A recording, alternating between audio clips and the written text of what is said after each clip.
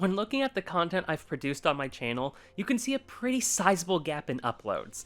I made a few videos in 2019, I made one long one in 2020, no videos in 2021, and began uploading again in January of 2022. As a girl?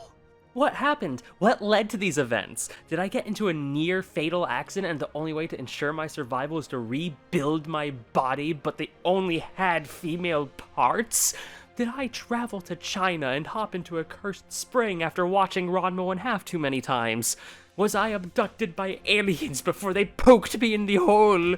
Did I drink tap water that turned me gay, much like those frogs over there?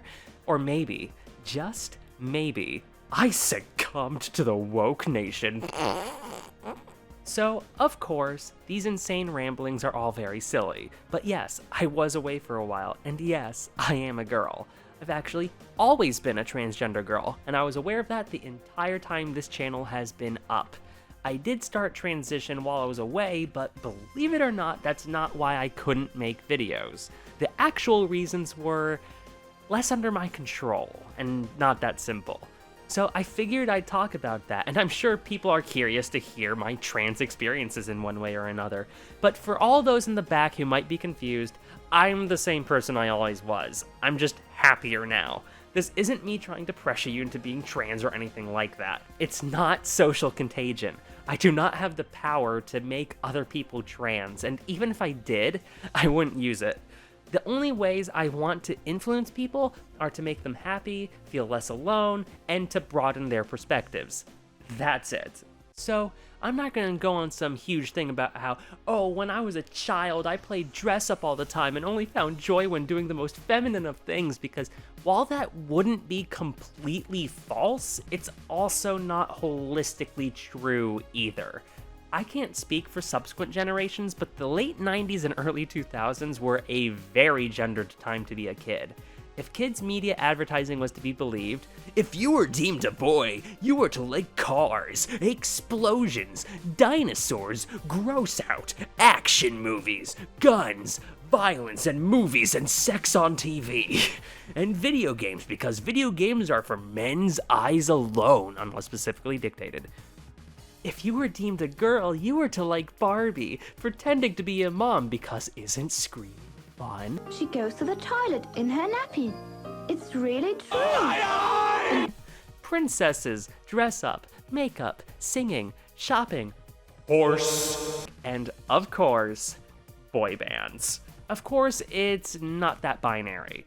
I was a little of column A and a little of column B. Conversely, I also disliked things in both camps.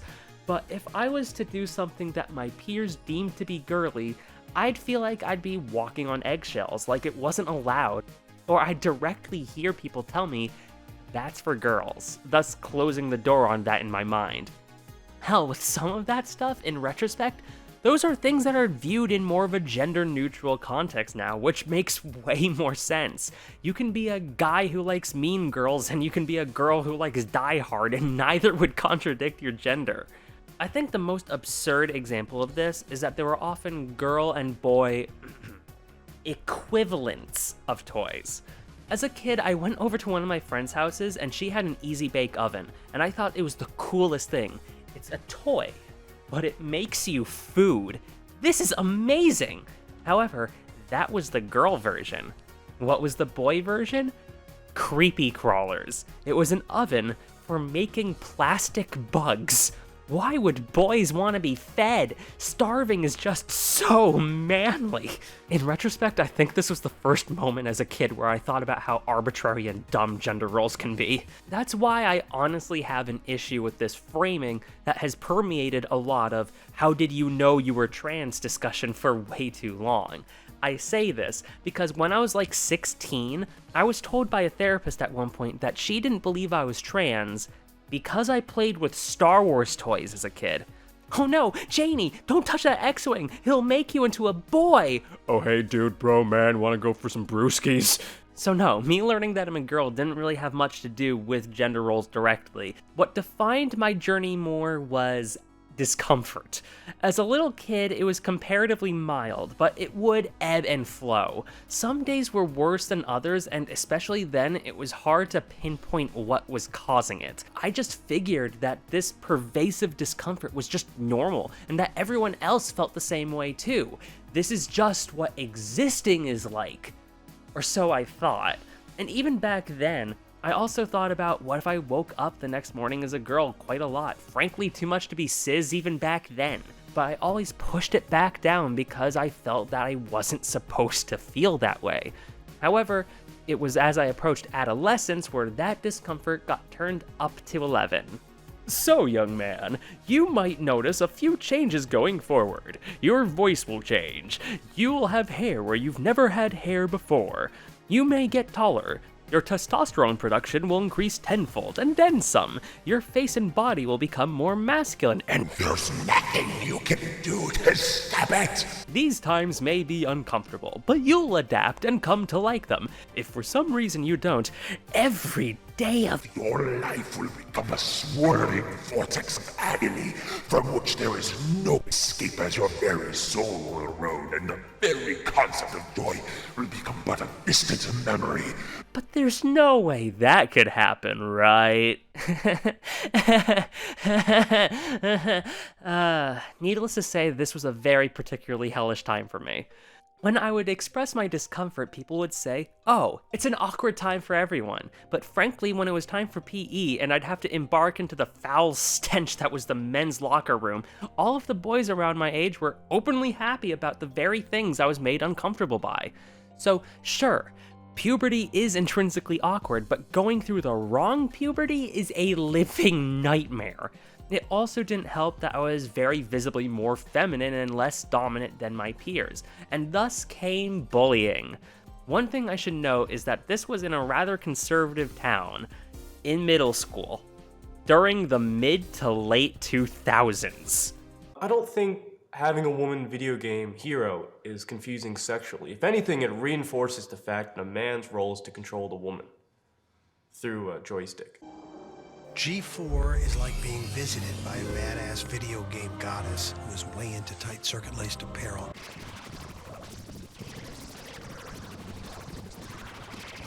One of the coolest shows on TV. Attack of the Show, weeknights at 7 and 10, only on G4. So yes, people would call me gay and make fun of my lack of masculinity, among other things.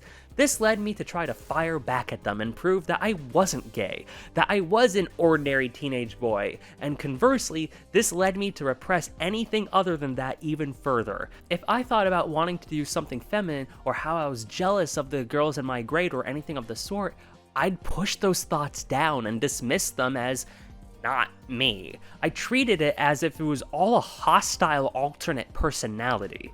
You can't catch me, gay thoughts! However, predictably, this was not healthy. I was more withdrawn, more depressed, more anxious, more likely to lash out. Frustration and depression became my natural state. My grades started to slip, and overall, I just wasn't well. I felt trapped. I didn't feel like I had a future. No joy, only stress.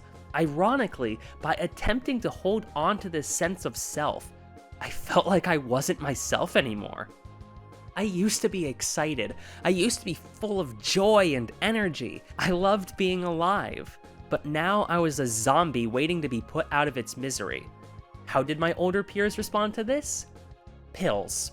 Why address the things making you feel this way when we can make everything go away with these magic beans? But they didn't go away. Sure, I might not have been as openly angry all the time, but they only made these feelings of repression worse, and when things get so repressed for so long, they're going to come out in one way or another. Starting in 6th grade, I'd start borrowing clothing from my sister and mother and put them on. In the end, it wasn't this huge, bombastic, life-changing moment all at once, but it was a slow burn. It was relieving, it was freeing. It was becoming harder for me to deny my feelings. When looking in the mirror, I was more comfortable with what was looking back at me. Comfort. I almost forgot what that felt like. It all felt so alien and surreal, but in a good way. It then hit me. Oh my god. Is this just how everyone else feels normally? However, I was often caught and scolded for all of it. My relief and comfort turned back into shame. When asked why I was doing this, I would just lie and deflect out of embarrassment. In 2009, as I was entering high school, I finally got a HP Pavilion DV6 laptop, my first computer of my own. With this greater autonomy and access to information, I had more means to ask myself questions in more or less a private space. I eventually stumbled across transgender webcomics starring trans girls, and through that, not only did I see for the first time non-derogatory depictions of trans people, but it was a gateway to seeing other people like me, either posting this stuff or commenting on it, sharing exactly what I was feeling and putting so much of what I couldn't even put into words into perspective. It all finally clicked. Oh my god, that explains everything. I then started to do more research on what all of this was. It gave me clarity and hope. Yeah, a lot of it was stupidly expensive and out of my reach, but nonetheless, I now had a light at the end of the tunnel. It was just a matter of getting there and letting everyone else know. However, just because I finally had clarity, that didn't mean the discomfort magically went away. The big difference was that now I had a word for it: gender dysphoria. This dysphoria remained pretty pervasive and it was still crippling. Actually, despite my outlook on it and myself becoming more healthy, the dysphoria itself was getting worse as my teen years continued. Pretty much everyone around me knew something was up. It was so bad that at one point I went to Disney World, a place I love to be at and always have. I didn't feel what I wanted to feel. Like, imagine you being in your happy place. Imagine the sounds, smells, feelings, everything. Okay, now you're there, but you're trapped in a transparent cube. You can see everything. It's right there, but you can't do anything. You can't feel the breeze. You can't smell anything. It's like being a ghost in a place where you desperately want to be tangible. On top of that, I was feeling guilty for feeling that way. So with all of that combined, I started crying. This is also where my mom, to her credit, noticed something was up, but it was my friends who pushed me to come out of my shell. They noticed that I looked deeply and constantly uncomfortable, and one of them in particular had enough and got me to spill the beans. Of course, being a nervous wreck, I gave an overly long and rambly prelude. All the while, she was just repeatedly thinking, he's gay, he's gay, he's gay, only for me to say something along the lines of, I'm a girl going through the wrong puberty and I don't know what to do about it. She reacted well and stuck by me. It was a huge relief. My family, on the other hand, was a different story. When I finally was pushed to say what was bothering me, I was told, nobody will ever love you. No one will ever accept you. And that wasn't the only time it was brought up. I was told that my body is a temple and that if I were to change it, I would be sinning. When I responded that it's my life, I was told I was going to hell. Before, I felt like I was at rock bottom. But at this point, I felt the floor fall out beneath me into a bottomless abyss. It all influenced my negative inner voice for years. I'd also buy clothes on the internet, and when I was inevitably discovered, I was told to throw out the clothing I bought, and afterwards, they would dig through the garbage to make sure I did it. My home life wasn't exactly helping my self-esteem. I'm not saying this to demonize them or to call any individual out, but this was an important event that shaped my journey, and it would be wrong to omit it. None of this suddenly made me not trans anymore. I've always been trans. I may not have always realized it, but this is just how I exist. And for that to be rejected made me feel like any love being had for me is based not only on a false perception of me, but a condition that I could just never meet. Was every loving moment from my childhood a lie? And if the "nobody will ever love you" comment is to believe, does my family actually love me? Or do they love who they want me to be? I couldn't be that, and predictably, I felt unloved, and I developed really bad trust issues. My friends, on the other hand, were definitely a reprieve from that. They all knew and treated me the same way they always did. Frankly, nobody was even surprised. I was able to let my guard down around them. I was able to be open around them. In 2013, I graduated high school, and it was time for college. While I went to community college for a while, in 2016, I transferred to one where I lived on campus. I started going to the school's GSA, and once again, I felt free of judgment. Regardless of if my gender presentation was masculine or feminine that day, I was still recognized as a girl. I got to do things that I always wanted to do before. Not only did I have sleepovers, makeovers, and the like, but I also went out in public as myself. It was scary, sure. Actually, it was downright terrifying at first, but ultimately it was liberating. I felt validated and accepted. I cherished those 2 years, and I was honestly really sad to leave when I graduated. The lesson from this is to have a good support group.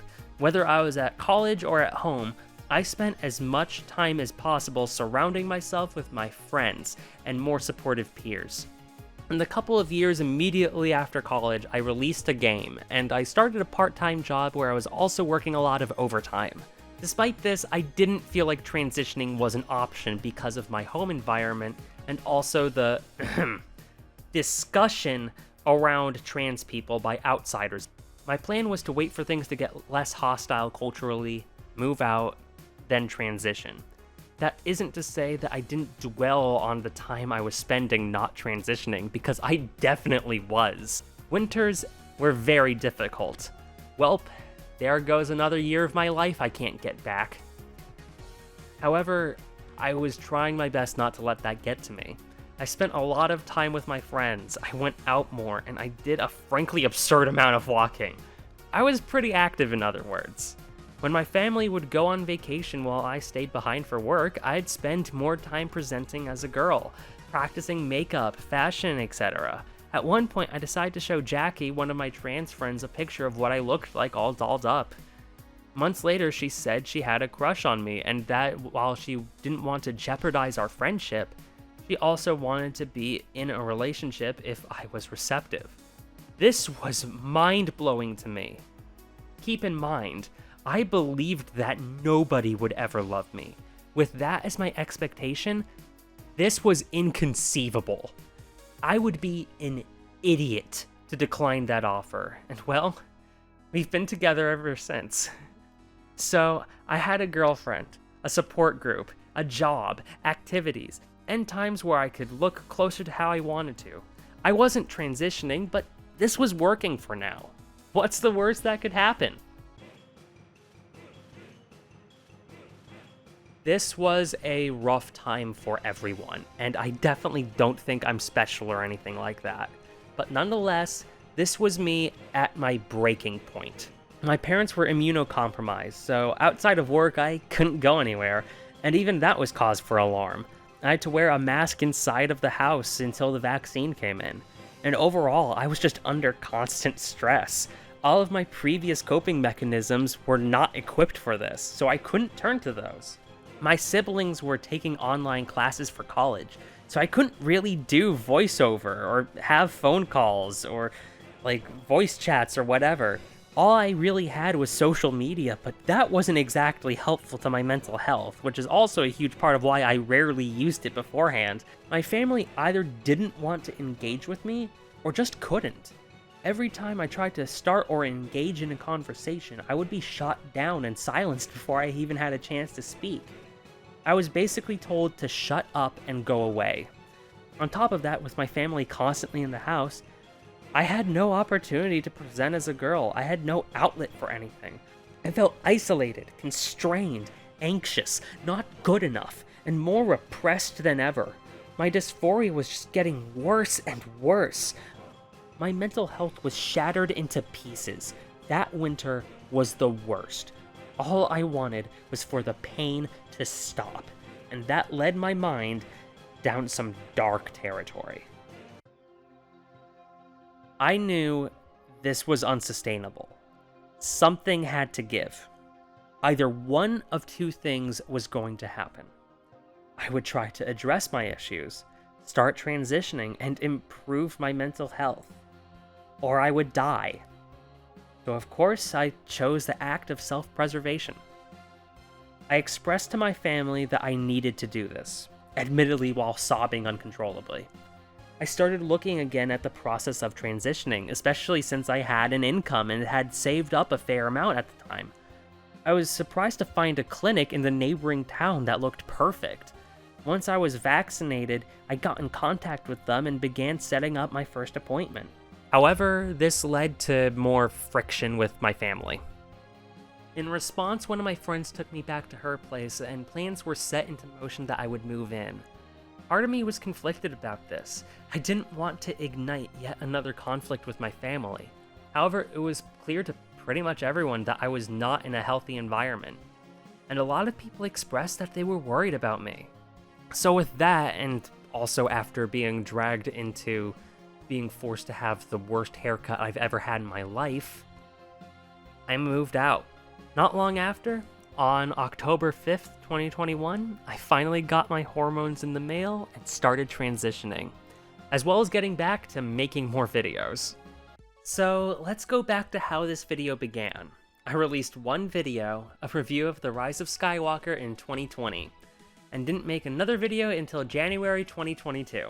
Well, there were a few reasons as to why. I began working on the Rise of Skywalker video shortly after getting back from the theater on opening day. A lot of the script and voiceover was done before the pandemic, barring a few alterations. Most of the work being done on that video since lockdown was the editing.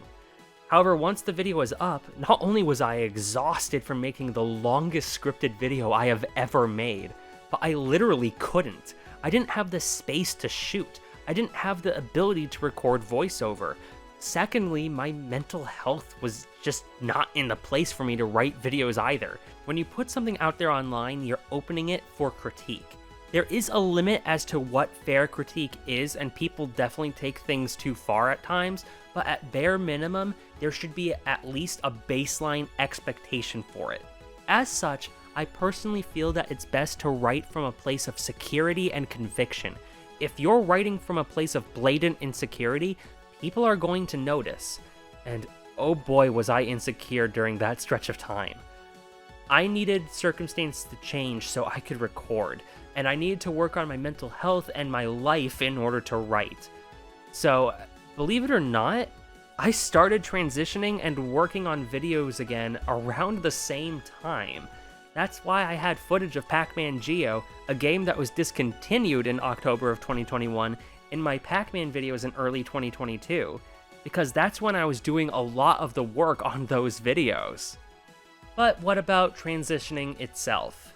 So I started on estradiol pills and spironolactone, a testosterone blocker, starting on a low dosage and working up depending on blood test results. Since starting, I take a blood test every few months within a certain range before my next appointment. In this early stage, before any real physical changes started, I emotionally felt a lot better. While part of it was definitely the relief and joy of reaching this point after waiting for over a decade, I don't think it was just that either. Despite my more feminine demeanor, it turns out my testosterone was actually really high before starting, and as it declined and my estrogen increased, I felt the difference in my brain chemistry. It felt like my brain was finally working properly. It was like my engine was being filled with the wrong fuel for all of my life, but now I was finally able to move. My baseline mood was far more stable and positive. On the other hand, I was sleeping a lot more, especially at that point where my testosterone was low and my estrogen wasn't up to full speed yet. I was very fatigued. Earlier I mentioned Spiro, and blocking testosterone isn't the only thing it does. It's a diuretic. I got dehydrated more quickly and I had to pee a lot more. I also started drinking a lot more water. As the months went on, my doctors adjusted my dosages, but after my testosterone levels declined pretty heavily, they started to fight back. At this point, we started discussing how to react, and it was recommended that I switch from estradiol pills to either patches or injection, which I would self-administer after being trained on how to do that. Unlike the pills which I took every day, the injections would be once a week. I asked what the most effective form of treatment was, and they said injection, so I agreed to try it. However, there was one issue. I was terrified of needles. After some bad experiences as a kid, I developed an intense fear of needles. At one point during my childhood, doctors had to literally hold me down in order to draw my blood. That's how intense the fear got. My mom bought them treats as an apology. Even years later, as I was starting transition, I was still having issues with blood tests. After having my blood drawn on different occasions, I have fainted, thrown up, or just needed to lie down for a while. Granted, part of that is due to inconsistent experiences with different quest locations. Probably the most insane was a worker I saw one time stuck the needle into my arm and afterwards asked, "Wait, where's the vein?" before yanking the needle that was already inside me to the side, which hurt, which then caused me to instinctively look at the needle in my arm, and thus the blood being drawn, thus causing basically everything I mentioned earlier. I also had to reschedule after that. Other times were better, thankfully, but nonetheless, needles were a huge issue for me, and now I was going to be the one giving myself injections.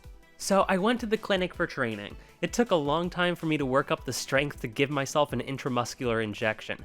The nurse there was super patient with me, telling me that the human body isn't supposed to be able to do this, which definitely made me feel more validated.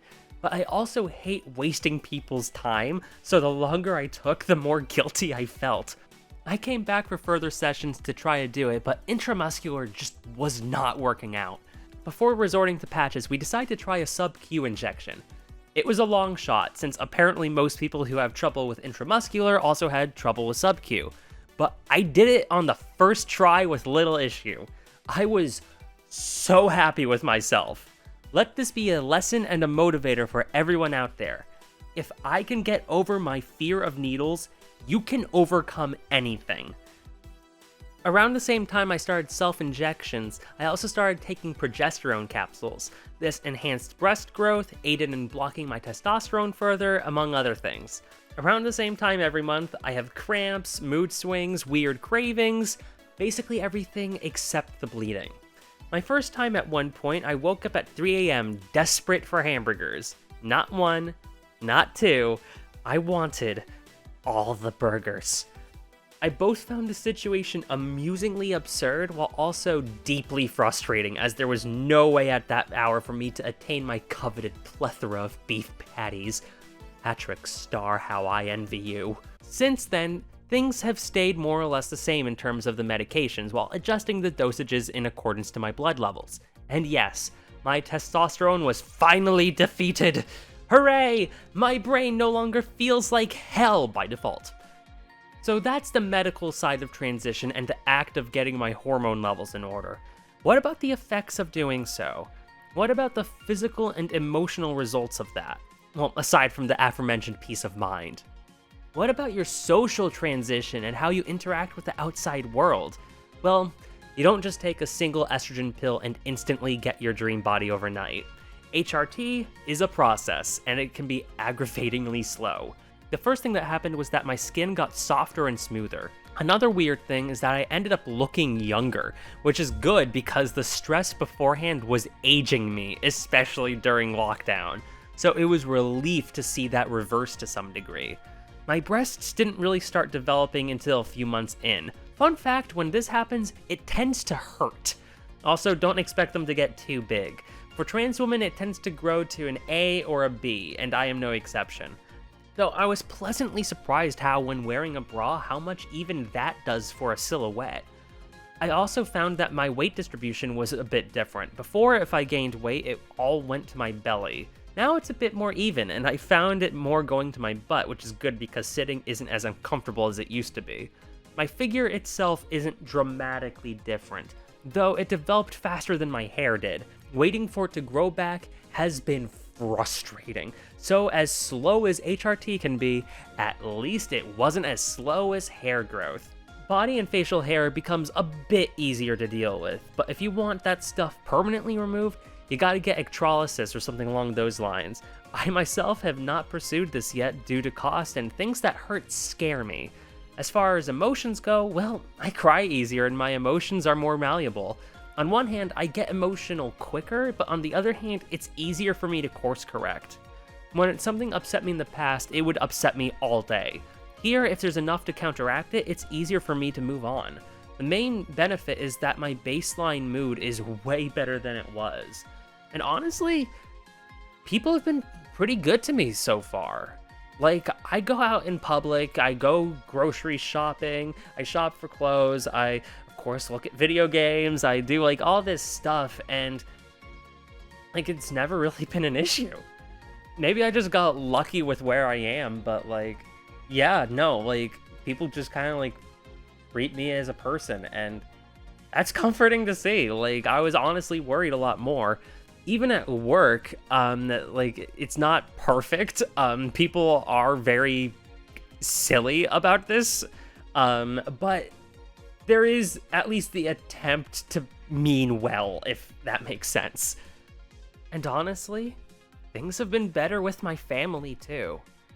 I honestly think that me moving out actually helped my relationship with them. And yes, like, sometimes they might have trouble adapting to things, but now that I'm not living with them, they can do that on their own time. Things are still, like, I wouldn't say perfect, but they've gotten a lot better, and I'm really thankful for that.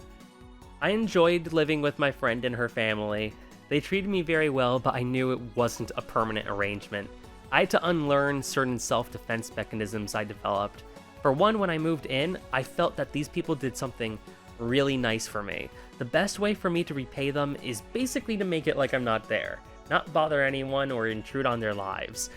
Though this got to a point where, for one, they wondered why I was so aloof, and also I was very quiet. As I stayed there, I recognized that my form of self-deprecating courtesy was actually pretty rude, so I would try to break out of my shell more. It was a process, though. After around a half a year, one of my friends decided to move back to the area, and I was given the invitation to move in with him. So in May of 2022, I did, and that's where I remain to this day. It's nice to have my own autonomy, and I feel less self-conscious going out in a town where I'm not as immediately recognizable. People generally gender me correctly, and I've been living publicly as a girl for quite a while now. My friends thought me transitioning was going to be more awkward for them than it actually ended up being, and they adjusted super quickly. Granted, knowing for like a decade beforehand probably helped. Do I still have issues in times where I'm down? Yes, sure, like, life is life after all, and I'm trying to work through them. But for once, I finally feel at home in my own body, and with that weight off of my shoulders, I'm more equipped for what life has in store for me.